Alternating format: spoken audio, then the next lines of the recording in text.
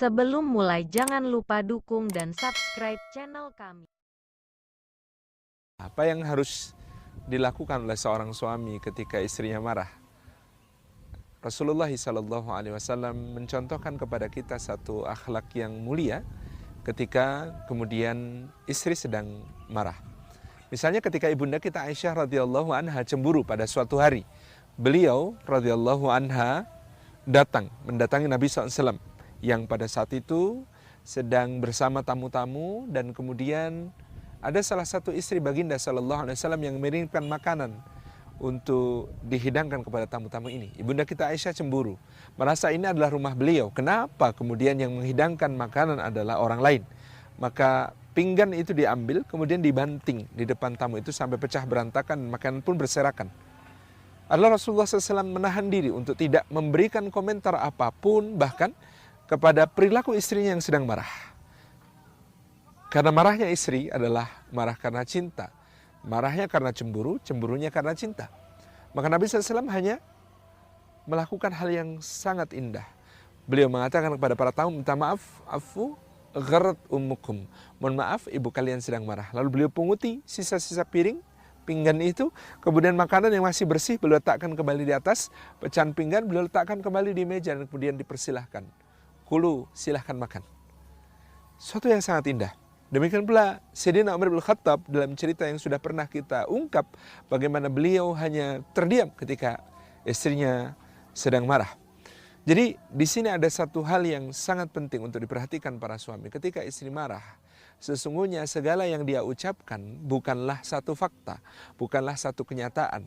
Itu hanya opini, dan opini seorang wanita sangat cepat berubah. Perasaannya sangat tidak stabil ketika marah. Maka bersabar untuk tidak mengomentari, untuk tidak menjawab, untuk tidak membantah, untuk tidak menanggapi dengan respon negatif terhadap apa yang disampaikan istri adalah contoh yang luar biasa. Ada satu hadis yang pernah membuat bingung para ulama, karena kalimatnya adalah Aisyah mengatakan kepada Rasulullah, anta mustanabbi, engkau cuma mengaku-ngaku nabi. Bagaimana mungkin seorang Aisyah meragukan kenabian suaminya? Tetapi itu adalah kalimat orang marah. Kalimat orang marah itu bukan fakta, itu opini, perasaan. Dan aslinya berbunyi, aku tahu ya Rasulullah, engkau ini seorang nabi. Aku tahu ya Rasulullah, engkau seorang rasul. Tetapi hari ini aku sedang tidak merasakan apa yang menjadi seharusnya kebaikan, keindahan, keadilan dari seorang nabi, seorang rasul kepada diriku. Ini hanya perasaanmu saja, bukan fakta.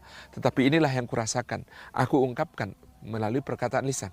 Jadi tidak penting untuk kemudian menanggapi apa yang dikatakan bunda kita Aisyah ini dengan kalimat, kamu telah melakukan satu kekufuran, kamu telah mengucapkan satu kalimat yang berbahaya. Tidak.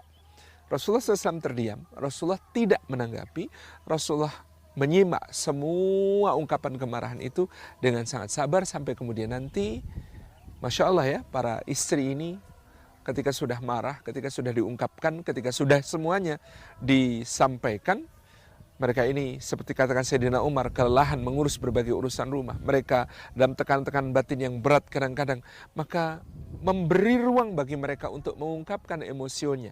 Bahkan sampai kemudian jika mungkin dia bisa menangis dengan tuntas di bahu suaminya, menangis dengan lega sampai plong di dada rengkuhan dan pelukan suaminya. Ini adalah kontribusi yang sangat penting dari suami kepada istri. Pause dulu segala komentar, segala tanggapan, segala bantahan yang perlu Anda ucapkan ketika istri sedang marah. Biarkan dia ungkapkan semuanya, karena itu adalah perasaan, karena itu adalah luapan emosi. Nanti dia akan kembali ke titik objektif, dia akan kembali ingat betapa baiknya suaminya, kembali ingat betapa adilnya suaminya, betapa telah banyak yang diberikan suaminya setelah selesai dia mengungkapkan perasaan-perasaan itu. Jadi ini kesabaran yang perlu dibangun ketika istri marah. Demikian pula para istri ketika marah, harap kita tidak melampaui batas sampai pada titik di mana kadang-kadang mungkin yang ditegur Rasulullah SAW pada para wanita adalah kalian melupakan kebaikan suami. Jadi suami sudah berbuat baik sekian waktu sampai ketika suatu saat dia mengecewakan, dia bersalah. Lalu kita marah, kemudian mengatakan kamu tidak pernah berbuat baik sedikit pun kepadaku. Ini juga diperingatkan Rasulullah kepada para wanita. Jadi di sini ada perasaan-perasaan yang diluapkan, dan tugas suami adalah menyimak dengan sabar, kemudian memberikan pengertian, kesefahaman, keberpihakan yang penuh kepada istrinya, di dalam rengkuhannya tadi, sampai kemudian istri tenang, dan baru sesudah itu nasihat bisa disampaikan, masukan bisa diberikan, saling menasihati bisa hidup kembali. Tidak di saat marah, tetapi ketika kemarahan sudah ditanggapi dengan cara yang baik, dengan cara yang indah. Wassalamualaikum warahmatullahi wabarakatuh.